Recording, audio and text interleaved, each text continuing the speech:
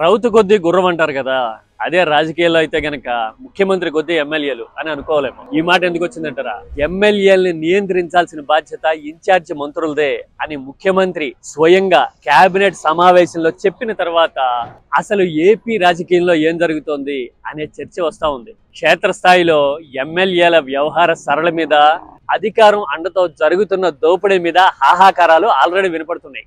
ఆ హాహాకారాలు ముఖ్యమంత్రి వరకు వచ్చినాయి కాబట్టే ఇప్పుడు ఎమ్మెల్యేలను నియంత్రించాలి అని చెప్పడం కనబడుతోంది. క్లియర్ అది. అయితే ముఖ్యమంత్రి చేసిన ప్రకటనలో రేషనల్ ఎంత ఉంది? అసలు గ్రౌండ్ లెవెల్లో కూటమి ఎమ్మెల్యేలు ఏం చేస్తున్నారు?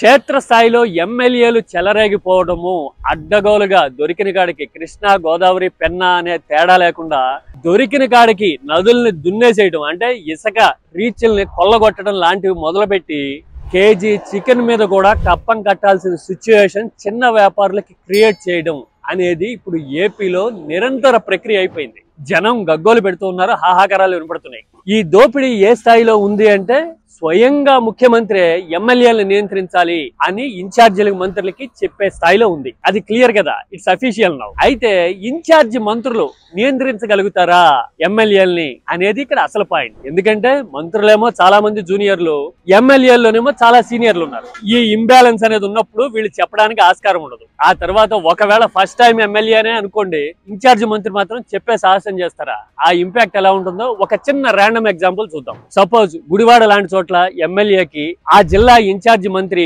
వార్నింగ్ ఇచ్చారో లేదంటే గనక ఇది సరికాదని చెప్పారే అనుకోండి, వెంటనే ఆయన వెనకున్న ఎంపీ రంగంలోకి దిగుతారు కదా.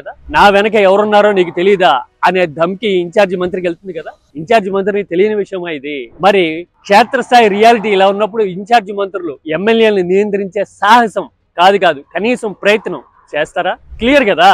చేయకపోగా మనం బరంబరం అనుకునే పరిస్థితే ఉంటుంది. అంటే ఈ వార్నింగ్ తర్వాత ఇంత చర్చ చేయడం వల్ల పరిస్థితి మారే అవకాశం ఉండదు. కాకపోతే ముఖ్యమంత్రి సీరియస్ గా ఉన్నారు అని చెప్పే ఉద్దేశంతో మీడియాలో ఇలాంటి ప్రకటనలకి ప్రాధాన్యం ఇస్తున్నట్టుగా కనపడతాం. ఆ తర్వాత అసలు కూటమి ఎమ్మెల్యేలు ఇంత అడ్డగోలుగా చెలరేగిపోవడానికి కారణం ఏంటి అని చూస్తే గనక మనకు ఒక బ్యూటిఫుల్ పాయింట్ అండ్ క్షేత్రస్థాయి రియాలిటీ అనేది తెలుస్తుంది. చంద్రబాబు అనుసరిస్తున్న రాజకీయ వ్యూహానికి బై ప్రోడక్టే గ్రౌండ్ లెవెల్లో ఈ ఎమ్మెల్యేలు చెలరేగిపోవడం అనే పాయింట్. ఎలాగో తెలుసా, చంద్రబాబు మీడియాని అంతా తన నియంత్రణలోకి తీసుకున్నారు. న్యూట్రల్ గా ఉండేవాళ్ళు కూడా ఇప్పుడు టీడీపీకి చిడతలు కొట్టక తప్పని పరిస్థితి వచ్చింది. రాష్ట్రం నుంచి ఢిల్లీ వరకు ఎదురులేని అధికారం ఉంది.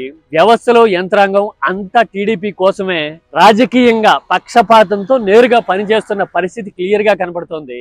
పైగా ఎవరన్నా ప్రశ్నిస్తే గనక వాళ్ళని నీలి మందానో లేకపోతే పేటీఎం అనో ముద్రేయటమే కాదు, గట్టిగా మాట్లాడితే గనక కేసులు బనాయించి లోపలేయటం కూడా కనబడుతోంది. అంటే ఎక్కడా కూడా చెక్ లేదు. డెమోక్రాటిక్ గా చర్చ జరిగే పరిస్థితి లేనప్పుడు మనల్ని ఎవడరా ఆపేది అని ఎమ్మెల్యేలు భావించడం సహజం కదా. మీడియా రాయదు, యంత్రాంగం అడ్డుకోదు, ఏ వ్యవస్థ కూడా చూసి చూడనట్టు పోతుంది, పైగా కాపలా కాస్తారు. ఇలాంటి పరిస్థితి ఉన్నప్పుడు ఎమ్మెల్యేలు అదుపులో ఎందుకుంటారు? అంటే చంద్రబాబు ప్రత్యర్థులను అణచడానికో లేదంటే గనక నిరంతరాయంగా అధికారంలో ఉండిపోవాలి అనే ధ్యాసతోనో మొత్తం బిగించి పెట్టిన ఫలితంగా ఇలాంటి సైడ్ ఎఫెక్ట్స్ వస్తున్నాయి. ఇది అసలు పాయింట్. అందుకని కూటమి ఎమ్మెల్యేలని నియంత్రించడము అనేది ఇన్ఛార్జి మంత్రుల చేతిలోనూ లేదు, బహుశా చంద్రబాబు చేతుల్లో ఉన్న వ్యవహారం కూడా కాదు. ఎందుకంటే చంద్రబాబు రాజకీయం తరహా మారదు కదా. మారినప్పుడు కూటమి ఎమ్మెల్యేల వ్యవహార సరళి కూడా మారే అవకాశం లేదు. దిస్ ఈజ్ క్లియర్ అని అనిపిస్తా ఉంది. కానీ ఒక్కటి మాత్రం నిజం, ఇదే ధోరణి కంటిన్యూ అయితే గనక ముందు రాజకీయం ఉల్టా పల్టా అయిపోవటం అనేది ఖాయం. ఎందుకంటే ఈ 15-16 నెలల్లోనే కోస్తా, రాయలసీమ, ఉత్తరాంధ్ర అనే తేడా లేకుండా అన్ని ప్రాంతాల్లోనూ రాజకీయ ఉక్కపోత కనిపిస్తుంది. ఈ పిడికిలు బిగించిన వ్యవహారాన్ని, ఈ దోపిడీని చూస్తే మరి ఇదే ధోరణి ఇంకా ముందు కంటిన్యూ అయితే గనక మరో 1-2 ఏళ్ల నాటికే పీకల్లోతో వ్యతిరేకతని ఎదుర్కోవడానికి ఈ ప్రభుత్వం కూటమి సిద్ధపడాల్సి ఉంటుందేమో. మీరేమంటారు?